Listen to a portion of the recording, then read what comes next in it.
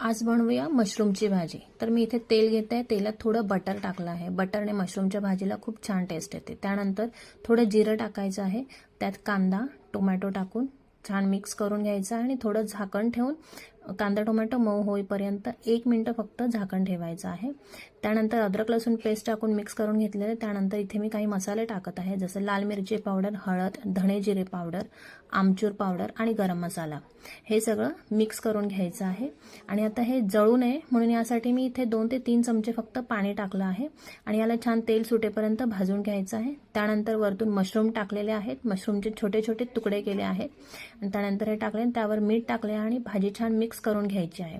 यात पाणी अजिबात टाकायचं नाहीये, मशरूमला खूप पाणी सुटतं आणि त्या पाण्यामध्येच आपल्याला मशरूम शिजवून घ्यायचं आहे। आता इथे आपली भाजी शिजलेली आहे, त्यावर मी कसुरी मेथी टाकली आहे आणि आता हे ते दुधावरची मलाई टाकलेली आहे। तुमच्याकडे फ्रेश क्रीम अवेलेबल असेल तर फ्रेश क्रीम